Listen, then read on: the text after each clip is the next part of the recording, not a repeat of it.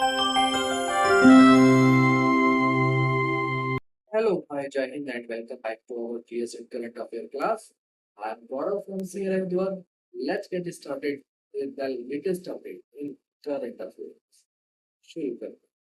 आज की पहली जो खबर है द हिंदू की, जो सबसे पहले फ्रंट पेज की और जो सबसे फॉरमोस्ट फर्स्ट जो मतलब न्यूज है, वो किसके ऊपर है? वो है ट्रम्प के ऊपर। ठीक है, ट्रम्प ने क्या किया है? टैरिफ अनाउंस कर दिए थे, आप सभी को पता है। ठीक है, कब किए थे? 2 तारीख अप्रैल, 2 अप्रैल से ये सबके ऊपर क्या होने थे? लागू होने थे।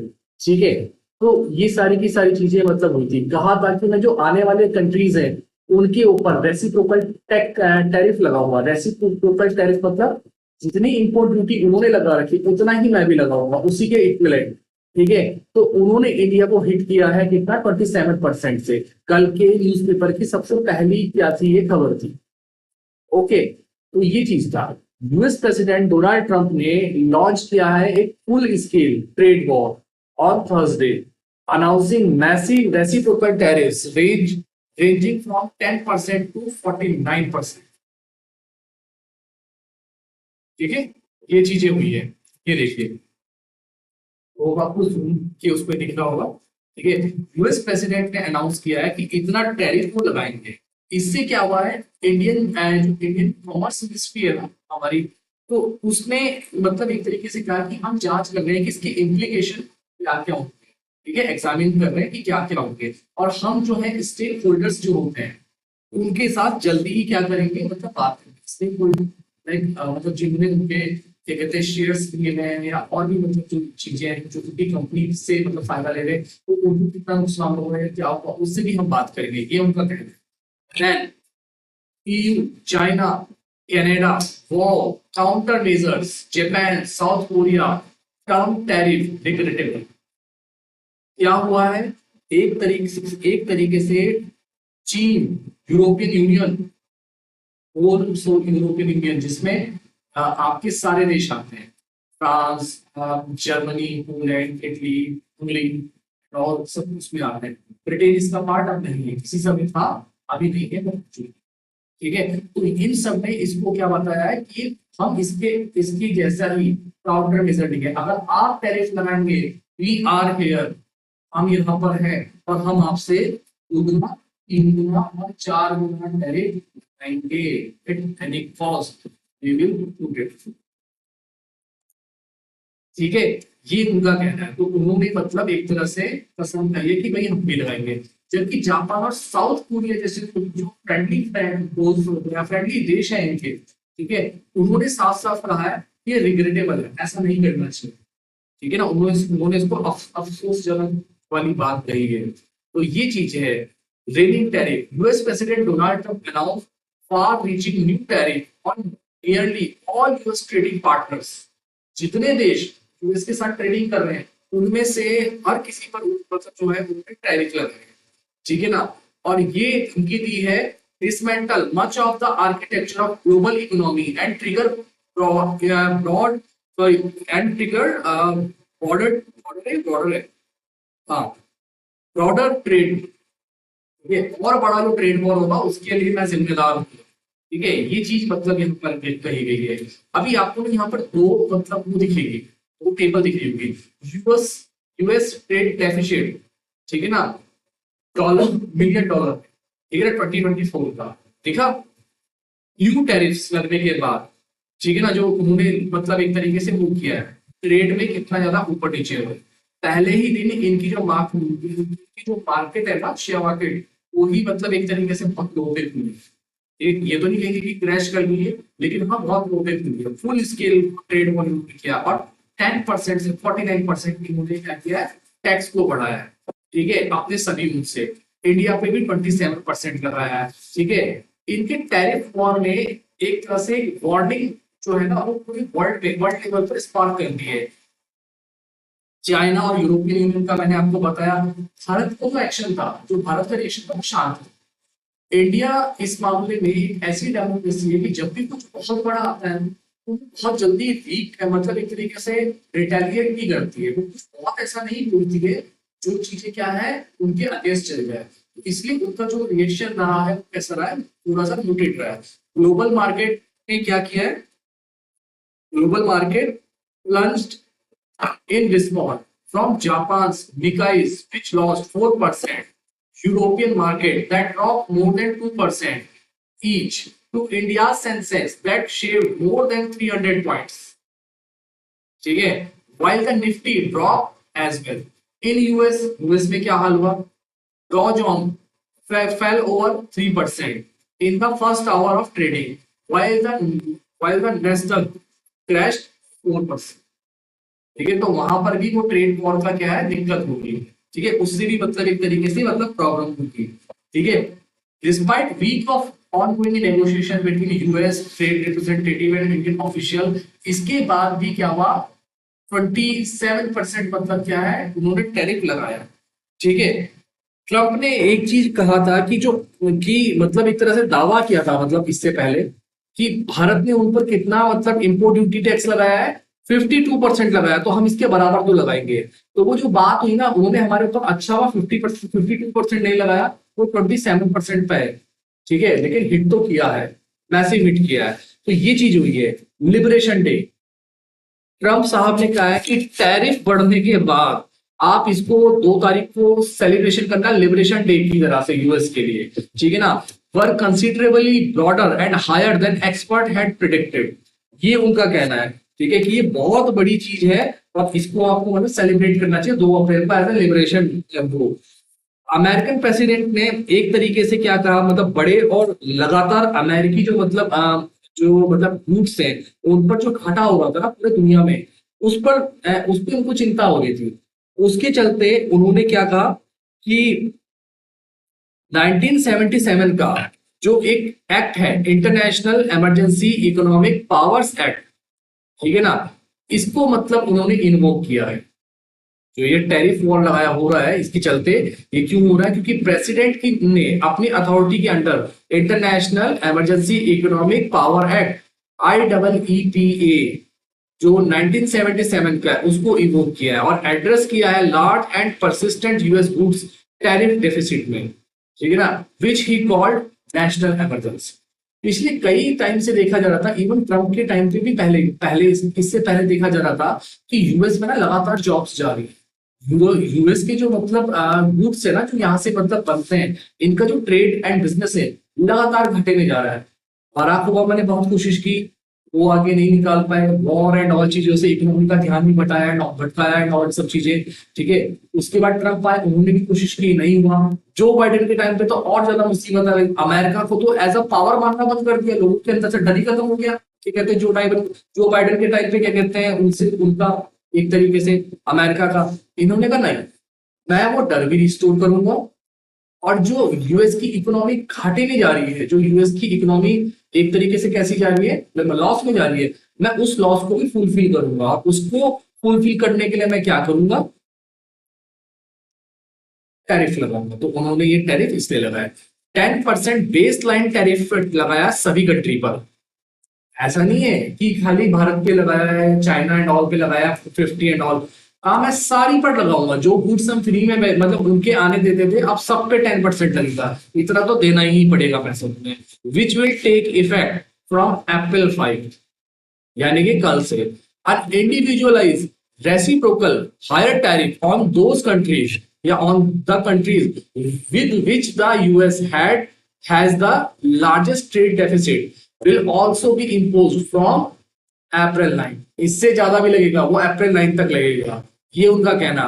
तो इंडियन रिस्पॉन्स जो है इस समय पे क्या है, एक तरीके से शांत है, ज्यादा बहुत ज्यादा नहीं बोला, लिखा ना इट वॉज सबड्यू, तो सबड्यू है क्योंकि मतलब उन्होंने ज्यादा कुछ बोला नहीं है। ऑफिशियल्स ने मतलब जो थर्सडे को एक बयान हुआ है उसके ऊपर कहा है, मैं कॉमर्स मिनिस्ट्री ने, कि हम लोग केयरफुली एग्जामिन कर रहे हैं कि इसके क्या क्या मतलब एक तरह से रिजल्ट्स हो सकते हैं, इम्पैक्ट पड़ सकते हैं, और इनसे बचने के लिए हम क्या क्या मेजर्स ले सकते हैं। ये सारी की सारी बात उन्होंने कही है, ठीक है। वो इस चीज को स्टडी कर रहे हैं, मतलब अमेरिका भी और मतलब इंडियंस जो मतलब हमारे जो इंडिया की जो कॉमर्स मिनिस्ट्री है वो इस चीज पर मतलब डिस्कस कर रहे हैं कि 2030 तक हमारा यूएस के साथ जो पूरा मतलब बिजनेस वगैरह है वो कितना बन जाएगा, बायलैटरल ट्रेड कितना हो जाएगा, $500 बिलियन हो जाएगा। तो इसको बना के रखना है, ये जो रेट है इस रेट को बना के रखना है, लेकिन टूटना भी नहीं चाहिए। ये मैटर पड़ रहा है सारा का सारा।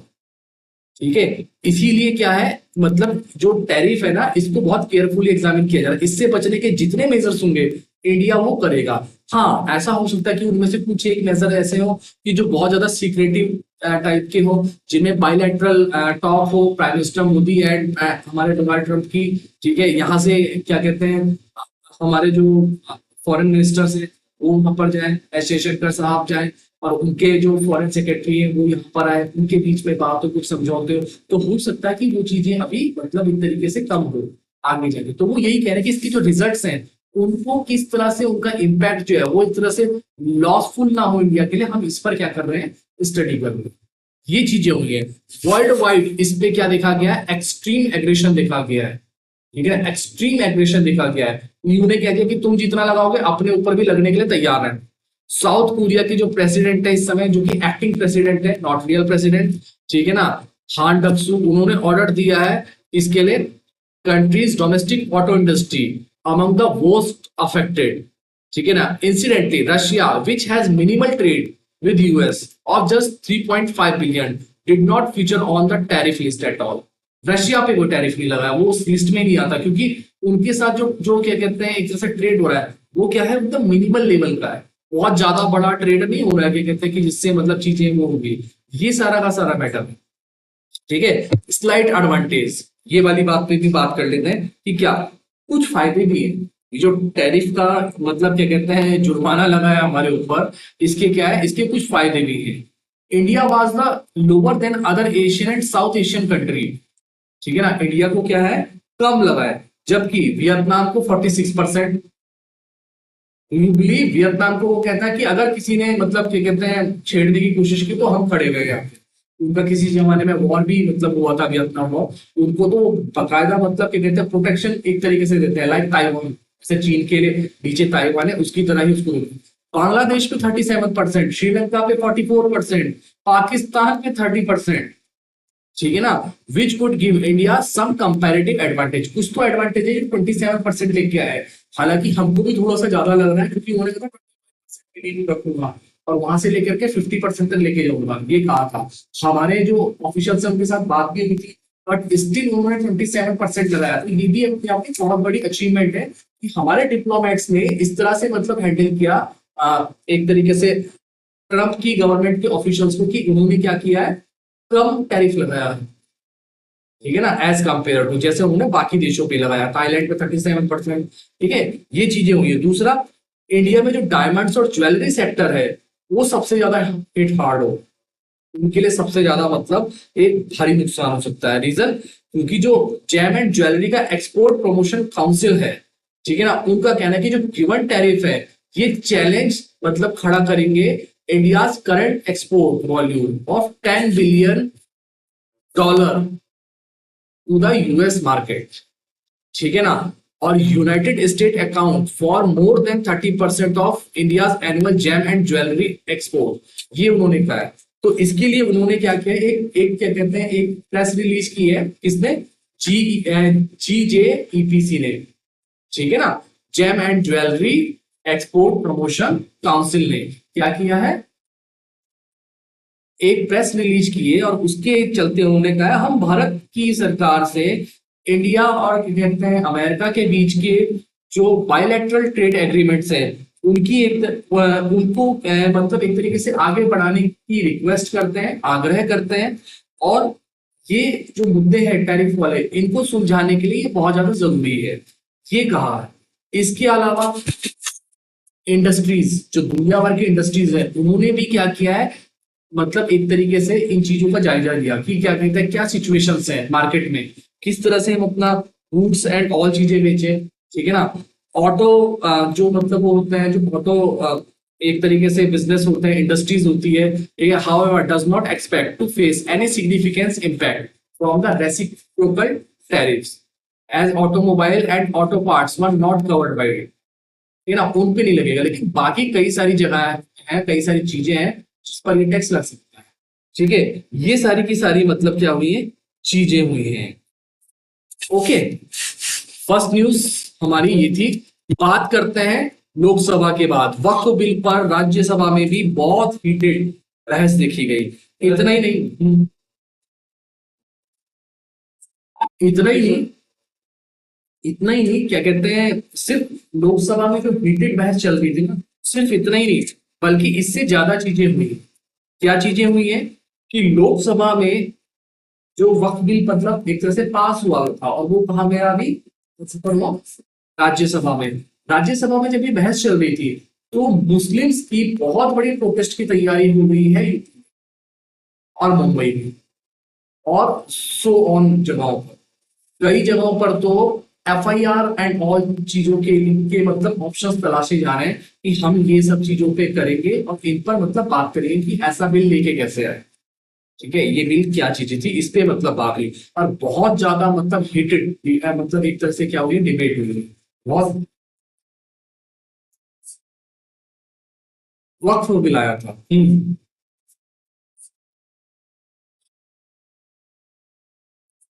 यस, अमेंडमेंट बिल देखो क्या होता है, सिंपली क्या है कि बहुत पहले से वो बिल बने हैं, लेकिन हमारा कॉन्स्टिट्यूशन हमको इस चीज की आजादी देता है कि टाइम बदलता है, सिचुएशन बदलती है, कोई भी लाइन जो लिखी हुई है वो पत्थर की लकीर नहीं होती है। टाइम और सिचुएशन और प्लेस के अकॉर्डिंग काम करना चाहिए। तो जैसे जैसे टाइम बदला, ठीक है, अब वो जो बिल था वो कई सारे ऑब्स्टेकल लेकर के आने लगा। वक्फ बिल जो था वो कंट्री को चलाने में ही कई सारे ऑब्स्टेकल लेके आने लगा। तो ये बहुत ज्यादा समय की मांग थी कि उसको क्या कर दिया जाए, बदल दिया जाए। ठीक है, तो उसको बदल दिया गया, और उसको ऐसे नहीं बदला कि कहते हैं उन्होंने अपनी गुंडागर्दी दिखाई और बदल दी। बाकायदा पार्लियामेंट्री जो कमेटी है उसके सामने रखा गया है। पार्लियामेंट्री कमेटी ने थॉरोली स्टडी किया कि कोई ऐसी, क्या कहते हैं, कोई ऐसा प्रोसीजर या कोई ऐसी मतलब आर्टिकल उसमें ना छुपा हुआ हो, ठीक है, जिससे किसी के सेंटीमेंट, रिलीजियन सेंटीमेंट हर्ट होते हो, या जिससे जो लोग हैं, माइनॉरिटीज जो हैं, वो इनसिक्योर फील करें। इस चीज के लिए मतलब उसको थॉरोली देखा गया। फिर जो भी उनको कमियां दिखी उन्होंने उसको हाईलाइट किया, गवर्नमेंट को दिखाया, गवर्नमेंट ने उनकी दी हुई सलाह और उनके सजेशन को माना, देन वो बिल के रूप में आया। ठीक है, तो हाँ डेफिनेटली है, क्योंकि वक्फ बिल है, वो माइनॉरिटी से रिलेटेड है, तो उनके जो मतलब एक तरीके से जो इश्यूज हैं उनके अफेक्ट होना मतलब लगता है, मतलब वो होगा ही उनका अफेक्ट। ठीक है, उनको उस पर अपनी बात रखनी चाहिए, लेकिन किस तरह से, शांति से और समझदारी से बात रखनी जरूर चाहिए, क्योंकि ये डेमोक्रेसी है। डेमोक्रेसी में जरूरी है कि आप किसी को क्रिटिसाइज भी करें, आपको किसी को क्या कहते हैं, प्रेज भी करना है, और अपनी गवर्नमेंट पर प्रेशर भी बनाना। ये चीजें डेमोक्रेसी के लिए एसेंशियल होती है, अदरवाइज किस तरह की डेमोक्रेसी। ओके,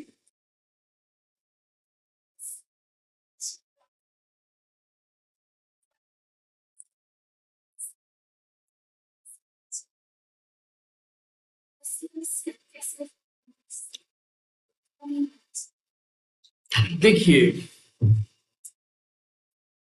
मुस्लिम इफेक्ट नहीं होंगे मुस्लिम्स में, या मुस्लिम्स को एक तरीके से बढ़ावा देने वाले जो मतलब वो है, जो उनके अंदर एक तरीके से इमोशंस और उनको रॉन्ग डायरेक्शन में वो करते हैं, वो तो इम्पैक्ट नहीं, उनको तो इम्पैक्ट होगा उसका। ठीक है ना, जनरली मैं, मेरे को जहां तक लगता है हमारे देश के मुस्लिम्स कोई बहुत रेडिकलाइज या इस तरह के नहीं है। ठीक है, अगर आप जनरली क्या कहते हैं हमारे देश में मतलब जाओगे, मुस्लिम बहुत अच्छे से मतलब वो करते हैं, ट्रीट करते हैं, और क्या कहते हैं बहुत अच्छे से मतलब वो आपके साथ मतलब घुल मिल के रहते हैं। वो लोग भी हमारी सोसाइटी के अंदर रहते हैं, तो एलियन जैसा आपको ट्रीट करने की कोई जरूरत नहीं है। जितना देश हमारा है उतना उनको भी है, जितना राइट हमारा है उतना उन लोगों का भी मतलब इस तरह से राइट है। ठीक है, लेकिन उनकी कई सारी चिंता है, ठीक है, कई सारे शक हैं, हर किसी को होंगे। अगर कोई इस तरह का जो मतलब कोई बिल है वो माइनॉरिटीज पे जिस तरह से मेजोरिटी पे आ जाए, यानी हिंदू पॉपुलेशन पर आ जाए, तो हिंदू पॉपुलेशन भी इंक्वायरी तो करेगी, तो भैया कोई बिल बना रहे हो, कोई कानून बना रहे हो, कहीं ऐसा तो नहीं उससे हम लोगों को भी खतरा होगा, हमारे रिलीजियस उसमें कोई इनको जबरदस्ती करके कुछ लाया जाएगा। उनकी चिंताएं हैं, उनके शक हैं, उस पर तो डिस्कशन होना बनता है ना। मे भी पार्लियामेंट में एक बहुत बड़ा डिस्कशन हो भी गया, सपोज करो हमारे लीडर्स ने बहुत एकदम एक तरीके से कहो कि एक अच्छी लैंग्वेज का यूज करते हुए वहां पर सब चीजें कर भी ली, बट इसके बाद भी एक कॉमन जो इंसान है ना, उसके तो समझ में आना चाहिए कि क्या है ये पूरा का पूरा, नहीं क्या चीजें मतलब चल रही है ये सब। ठीक है, तो वो जो प्रोटेस्ट हो रही है वो कोई बुरा नहीं है। प्रोटेस्ट करना मेरे को लगता नहीं कि यहाँ पर कुछ बुरा है, लेकिन वो कैसा होना चाहिए, वो ऐसा नहीं होना चाहिए जो किसी के लिए प्रॉब्लम करे। प्रोटेस्ट करने तब बच जाते हैं जब बहुत ज्यादा हाई उसमें मतलब चले जाते हैं, तो उसके पीछे वजह कोई सी भी हो सकती है। प्रोटेस्ट करने वालों की तरफ से किसी ने कुछ मतलब अग्रेशन दिखाया, या जो पुलिस रुकती है उनकी तरफ से एग्रेशन, उसकी कोई भी मतलब वजह हो सकती है, या कोई थर्ड और वजह हो सकती है। ठीक है, बट इसका मतलब क्या है कि आपको प्रोटेस्ट करो, आपकी आवाज सुनी जाएगी। डेमोक्रेसी का सिंपली मतलब है इस देश के जीरो तबके का जो इंसान है, जिसके पास कुछ भी पैसा नहीं है, जो बिल्कुल सबसे लोवेस्ट लेवल का है, उसकी बात भी सुनने के लिए गवर्नमेंट राजी है। अगर उसके लिए आपको प्रोटेस्ट करनी पड़ती है, वो आपका राइट है। ठीक है, बट वो इतना नहीं होना चाहिए कि सोसाइटी को उससे दिक्कत या सोसाइटी के लिए कोई प्रॉब्लम कॉज करे, वो ऐसा नहीं होना चाहिए। बाकी अगर वो लोग क्या कहते हैं अपनी बात रखना चाहते हैं, उनको कोई शक या कुछ इस तरीके का है, क्योंकि होता है, देखो जो बिल आता है वो पूरी तरह से उसकी एक लैंग्वेज अलग लैंग्वेज होती है। ठीक है ना, वो एकदम लॉ की लैंग्वेज में लिखा होता है, जिसको जनरली कोई जो लॉयर है या जज है वो अच्छे से समझेगा। आम इंसान को समझाने के लिए भी तो कुछ होना चाहिए। लीडर अगर क्या कहते हैं उतना समझा रहे जितना वहां पर पूछा जा रहा है पार्लियामेंट में और, लेकिन आम इंसान की तो और भी कई सारी चिंताएं हो सकती है ना, वो उन चिंताओं के बारे में सारी बातें होंगी।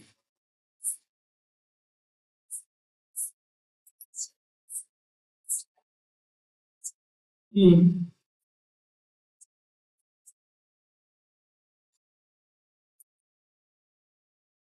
तो वही तो चीज, अगर वो लोग इकट्ठे भी हो रहे हैं, मुस्लिम इसमें प्रोटेस्ट भी कर रहे हैं, जस्ट बिकॉज क्योंकि उनको क्या कहते हैं इसके बारे में जानकारी नहीं मिली है।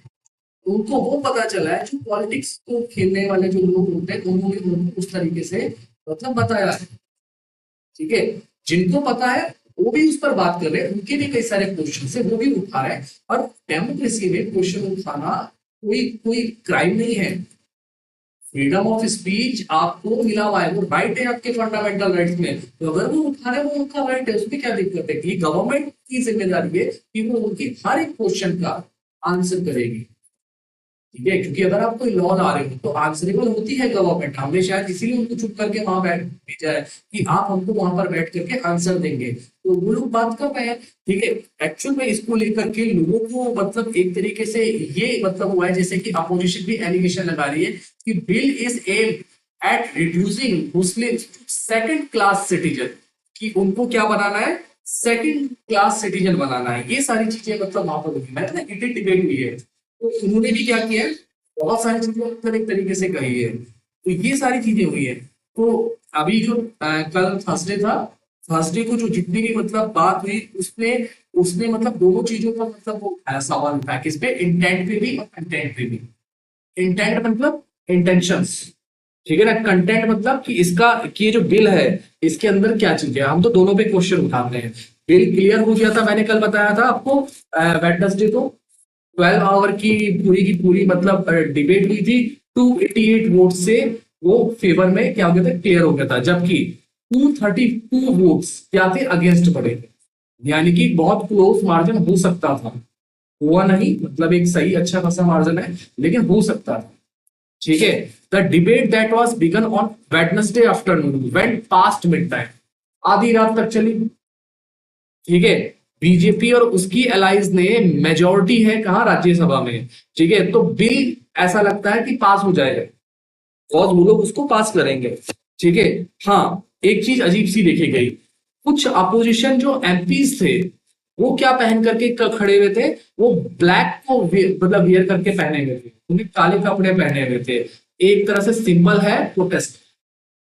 ठीक है ना, तो उन्होंने कहा कि क्या कहते हैं ये चीजें मतलब क्या है, एक तरह से खराब होगी। जो माइनॉरिटी अफेयर के मिनिस्टर है मिस्टर किरण रिजिजू, उन्होंने कहा bill was not aimed at hurting the right of Muslim. देखो ये चीज है ना जिसके बारे में मैं कह रहा हूं, जब आम आदमी को शक है तो उसको गवर्नमेंट को क्या करेगी, वो क्लियर करेगी ना। तो गवर्नमेंट यहाँ पर गारंटी देगी, जो मिनिस्ट्री मतलब ये बिल ला रही है उसके हेड जो मिनिस्टर है, ठीक है, वो यहाँ पर बता रहे हैं कि it's not aiming the hurting the rights of Muslims, instead it was to bring the transparency and accountability. ठीक है ना। एक्चुअल में वक्फ को लेकर के प्रॉब्लम तब होना शुरू हुआ जब पता चला कि कुछ लोगों की जो मतलब प्रॉपर्टी थी वो भी इलीगली कुछ वक्फ बोर्ड्स ने क्या की है, अपने अंदर ऑक्यूपाई की है, और इनमें मुस्लिम्स भी थे। ठीक है ना। वक्फ प्रॉपर्टी पता है किसे कहते हैं आप लोगों को, मैंने बात बताई थी किसे, जो रिलीजन के लिए दान में दी जाती है, डोनेशन में दी जाती है, उसको वक्फ मतलब प्रॉपर्टी कहते हैं। और उसकी देखभाल करने के लिए कोई ना कोई तो बोर्ड होता है, वो होता है वक्फ बोर्ड होता है। ठीक है। उसके ऊपर की ये सारी की सारी कहानी थी कि उसकी जो जो मतलब प्रॉपर्टी है वो पूरी दुनिया में सबसे ज्यादा इंडिया में है। ठीक है ना। ऑन रिकॉर्ड पार्लियामेंट में ये बात बोली गई है। दूसरी बात, इंडिया में थर्ड लार्जेस्ट प्रॉपर्टी ओनर है वक्फ बोर्ड, मतलब पूरे अलग अलग देश के अलग अलग हिस्से में जितने भी वक्फ बोर्ड है वो सारे। और इनके इनमें से जब जांच की गई, जब इनका पूरा मतलब एक तरह से देखा गया रिकॉर्ड, इसमें पता चला कि वक्फ बोर्ड जो है कईयों ने तो इलीगली मतलब कब्जा किया है, और कई बार ऐसा था कि गवर्नमेंट की जमीन को वक्फ बोर्ड की प्रॉपर्टी बता रखी है। इन चीजों से क्या है, गवर्नमेंट का मतलब वो हुआ कि भाई इसमें अमेंडमेंट करना जरूरी है। रीजन, क्योंकि गलत फायदा उठा रहे हैं रूल बनने का। ठीक है ना। और प्रॉपर्टी किसकी ली है, गवर्नमेंट की तो ले ली, मुस्लिम्स में भी कई सारे जो मतलब जो गरीब लोग होंगे या इस तरह की चीजें होंगी जिनके पास एक ही प्रॉपर्टी होगी वो भी ले ली, वो लोग भी तो उससे ह्यूमिलेट हुए। ठीक है। तो ये गवर्नमेंट का कहना यहाँ पर है कि समझिए, हमारा एम आपके राइट्स को हर्ट करना नहीं है, हमारी गवर्नमेंट जो है सिर्फ ट्रांसपेरेंटी एंड अकाउंटेबिलिटी लाना चाहती है। ठीक है। हम चाहते हैं कि वक्फ बोर्ड से अगर आप कोई डाटा मांगे वो आपको दे, चुपचाप ना बैठे रहे। ओपनिंग द अटैक, कांग्रेस के एमपी हैं सैयद नजीर हुसैन, उन्होंने कहा it is a targeted legislation against the Muslim community. Muslim community के लिए ये क्या है, एक तरह से टारगेटेड मतलब कानून है। ठीक है। और उनको सेकंड मतलब क्लास का एक मतलब वो बनाना है, सिटीजन उनको बनाने का की बात कही गई है। उन्होंने सीधे सीधे आरोप लगाया है। ओके। उन्होंने क्या किया है, सीधे सीधे एक तरीके से आरोप लगाया है कि जो इस समय गवर्निंग पार्टी है 2024 में, उन्होंने अपने वोट बैंक को मजबूत करने के लिए क्या किया था, ये कानून लेकर के आए थे। क्योंकि वो क्या कहते हैं, जो एग्जाम जो क्या कहते हैं इनका वो हुआ, इलेक्शन जो हुए, इलेक्शन में 240 सीट ही जीत पाई थी। ओके। इसीलिए उनको और सीट चाहिए थी, और उन्होंने क्या किया, ये कानून लेकर के आए। कांग्रेस के नेता ने कहा कि हर कोई जानता है कि जब भी क्या होता है, कम्युनल मतलब सारा कुछ चलता है, तो उस टाइम पर किसका सबसे ज्यादा फायदा होता है। ठीक है ना। ये उनका कहना है। हुसैन साहब ने कहा कि जो वक्फ बोर्ड है वो गैर मुस्लिमों को उसमें मतलब ये इसका क्या मतलब है, गैर मुस्लिमों को भी उसमें मतलब पार्ट देना चाहिए। इसका बताइए क्या है, क्या आप मुझे हिंदू ट्रस्ट मंदिरों का हिस्सा बनने के लिए कहेंगे, ये क्वेश्चन कहा, आप मुझे इस चीज की परमिशन देंगे कि क्या कहते हैं, अगर मैं उसका हिंदू मंदिरों का क्या बन जाता हूँ, एक ट्रस्टी बन जाता हूँ तो उसके लिए। ठीक है ना। तो ये सारी की सारी बात हुई, बहुत हीटेड डिबेट क्या हुई है, पूरे उसमें हुई है। ओके। राज्यसभा में अभी हुई है, चीजें चल रही है। मे बी आज बिल के ऊपर पूरा का पूरा फैसला होगा, और उम्मीद है कि वो पास ही हो जाएगी। ओके। हो चुका है इस टाइम तक अभी तक। हाँ। तो अभी कल तक की न्यूज में पता चल जाएगा कि और क्या क्या बात हुई, क्योंकि सिर्फ उतना नहीं है पास हो गया, अभी प्रेसिडेंट के साइन करेंगे, और हो सकता है अगर किसी ने एक तरीके से कोई केस डाल दिया, PIR वगैरह डाल दी, तो हो सकता है सुप्रीम कोर्ट स्टे लगा दे। अभी तो बहुत सारी चीजें हैं, हमें पहले देखना तो है कि पूरे उसमें एक तरीके से क्या वो होता है। ठीक है ना। इसका इम्पैक्ट क्या होता है देश में, क्योंकि सही बात तो मतलब उसके बाद ही पता चलेगी। दूसरी एक जो न्यूज है वो एक फोटो के रूप में है, और मैं हमेशा एक बात कहता हूँ कि don't even ignore the main pictures. एक मतलब एक क्या होता है पूरे द हिंदू में, सिर्फ बीच में एक पिक्चर आती है, उसको कभी भी इग्नोर मत करो। ठीक है। बिकॉज ये भी किसी ना किसी बड़ी चीज से जुड़ी हुई होती है। ठीक है। जम्मू कश्मीर पुलिस पर्सनल क्या है, जहांगीर चौक पर इस समय खड़े हैं। सिक्योरिटी एक तरीके से क्या है, टाइट है वहां पर। रीजन क्या था? क्योंकि कठुआ और सांबा दो डिस्ट्रिक्ट्स में वहां पर क्या हुआ था, लगातार एक तरह से एनकाउंटर्स हुए थे बैक टू बैक, और उसके चलते सर्च ऑपरेशन पूरी घाटी की तरफ मतलब चल रहे हैं वहां पर। और कम से कम 2 हफ्ते हो चुके हैं सब जगह पर तलाशी अभियान या सर्च ऑपरेशन चलते रहे। तो ये सब चीजें क्या है, उसकी एक तस्वीर।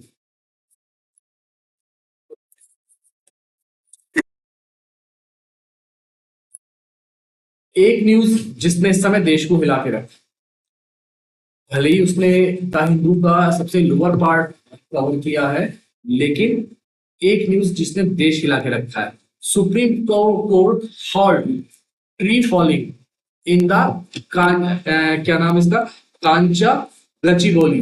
ठीक है, क्या हुआ है यहाँ पे ऐसा? किसी को कुछ पता है इसके बारे में? ये हैदराबाद में है। हम्म?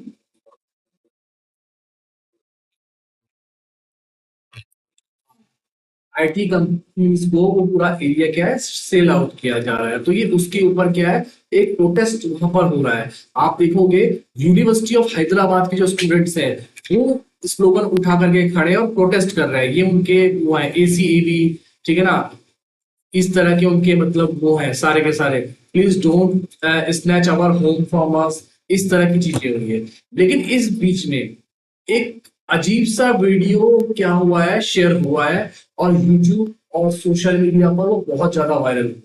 ठीक है, एक बार पहले उस पर बात करते हैं, फिर मैं मतलब आपको इसकी और डिटेल देता हूँ। ठीक है, supreme court on on Thursday observed the extent of destruction caused in 100 acre of Kancha Gachibowli forest। इस फॉरेस्ट में 100 एकड़ की जो जमीन है, जबकि रिपोर्ट्स ये कह रही है कि 400 एकड़ में जो बुलडोजर है वो क्या किए गए हैं, वो किए गए हैं। ठीक है, वो मतलब एक तरीके से क्या कहते हैं, उनको खत्म किया गया है। लेकिन अभी जो सुप्रीम कोर्ट है, ठीक है, अभी जो सुप्रीम कोर्ट है उसने क्या किया है कि इस चीज पर मतलब एक तरीके से बात उन्होंने की है। ठीक है, कि ये बताओ, आपने 100 एकड़ जो है इस जंगल का वो क्या किया है, खत्म किया है। और जो हमारे पास वीडियोस आई, जो पिक्चर्स आई, वो क्या है, वो बहुत ज्यादा चिंताजनक है, बहुत ज्यादा कंसर्निंग है वो। ठीक है ना, forest area shown as an alarming picture while directing the Telangana Chief Secretary to explain the compelling urgency। ऐसी क्या जरूरत आ पड़ी थी जो आपने जानवरों के आशियाने उजाड़ दिए? अभी मैंने बताया आप लोगों को, एक वीडियो दिखाई, उसमें आपने देखा काफी सारे वो जा रहे थे, वहां से वीडियो वायरल हो रहे कि मोर चीख रहे हैं और उनके साथ जो बाकी जानवर है उनमें भगदड़ मची हुई है। ठीक है, ऐसा लग रहा है उसको देख करके, कई जो नेटिजन्स हैं उन्होंने ये कहा कि ऐसा लग रहा है कि जानवर सीधे हमसे मदद की गुहार कर रहे हैं। एज अ ह्यूमन बीइंग हम लोगों के लिए, अगर मैं अपना पर्सनल रिव्यू तो हम लोगों के लिए शर्म की बात है। मैं ये नहीं कह रहा कि डेवलपमेंट नहीं होना चाहिए। अगर कोई जंगल या कोई भी ऐसी जगह आप दे रहे हैं तो उसके कई सारे क्राइटेरियाज होते हैं, कई सारे मानक होते हैं, उसको पूरा कीजिए। और उसको पूरा करने के बाद भी अगर एनिमल लाइफ है तो पता है सुप्रीम कोर्ट और हमारे हाई कोर्ट में से ही किसी का डिसीजन है ये वाला।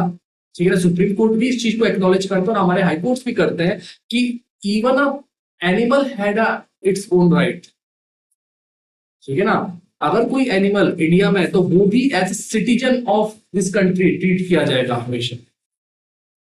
ठीक है, इसलिए आपने सुना होगा एनिमल्स को रेस्क्यू करने के लिए, बचाने के लिए दुनिया भर के एक्ट्स हैं, कई सारे एक्टिविस्ट और एनजीओ मतलब एक्टिव रहते हैं। उसके पीछे का रीजन क्या है, क्योंकि उनका ये धरती जो है ना उनकी भी है।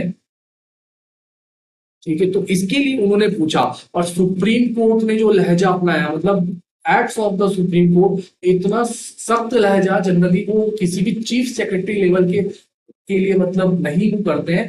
मैं उनके लिए नहीं कह रहा हूँ कि उनके लिए ऐसा किया, लेकिन जो ये 100 एकड़ में मतलब जो जो फोटोज और वीडियोज आई जो मतलब एक तरह से हार्ट रेंचिंग थी, उस पर उन्होंने जो मतलब बात कही है वो बड़ी खतरनाक कही है उन्होंने इस पे।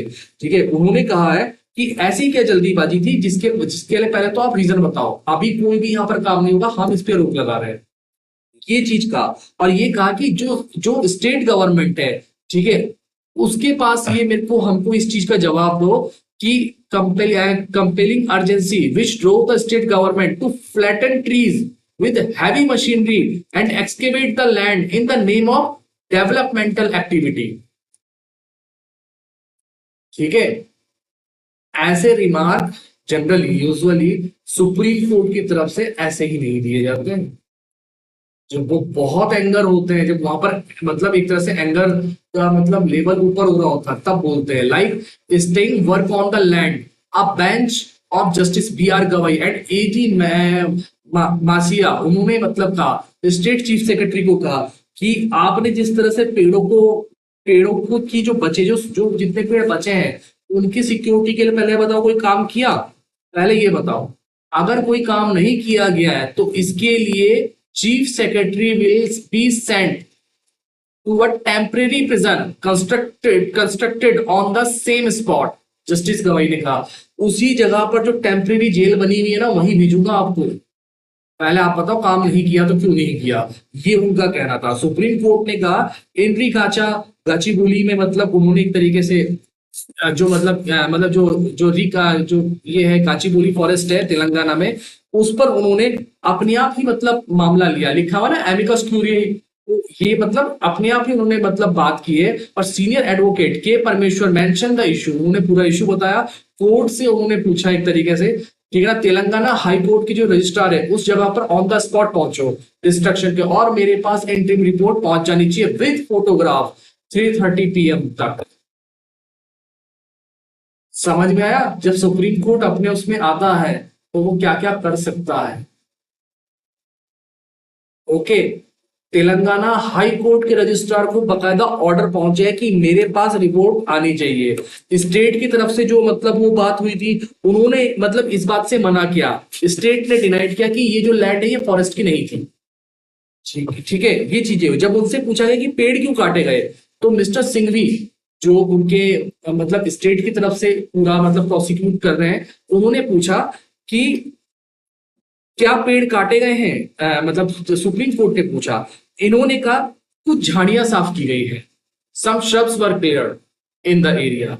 ठीक है, ये चीजें मतलब यहाँ पर हुई। लंच के बाद दोबारा से मतलब कार्रवाई शुरू हुई, उस पर फिर पूछा, रिपोर्ट पढ़ा और सुप्रीम कोर्ट ने नोट किया 100 एकड़ के क्षेत्र में, एक एरिया में इतनी भारी भरकम मशीनरी लेकर के आप क्या करने आए थे।